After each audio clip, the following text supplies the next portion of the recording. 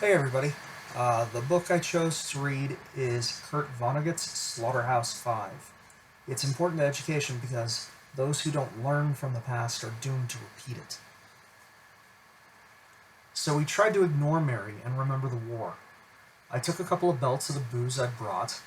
We would chuckle or grin sometimes, as though war stories were coming back, but neither one of us could remember anything good.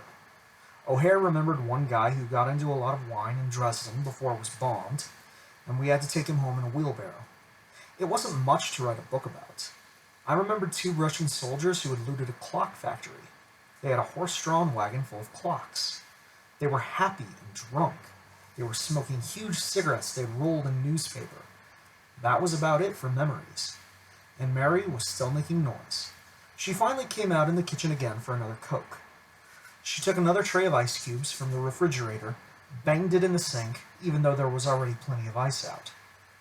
Then she turned to me, let me see how angry she was, and that the anger was for me. She had been talking to herself, so what she said was a fragment of a much larger conversation. "You were just babies then," she said. "What?" I said. "You were just babies in the war, like the ones upstairs." I nodded. This was true. We had been foolish virgins in the war, right at the end of childhood. "But you're not going to write it that way, are you?" That wasn't a question. It was an accusation. I don't know," I said. "Well, I know," she said. "You'll pretend you were men instead of babies, and you'll be played in the movies by Frank Sinatra or John Wayne or some of those other glamorous, war-loving, dirty old men.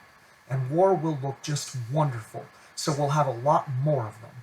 And they'll be fought by babies like the babies upstairs." So then I understood. It was war that made her so angry. She didn't want her babies, or anybody else's babies, killed in wars. And she thought wars were partly encouraged by books and movies. So I held up my right hand and made her a promise. "Mary," I said, "I don't think this book of mine is ever going to be finished. I must have written 5,000 pages by now, and thrown them all away. If I ever do finish it, though, I give you my word of honor, there won't be a part for Frank Sinatra or John Wayne. I tell you what," I said, "I'll call it The Children's Crusade." She was my friend after that.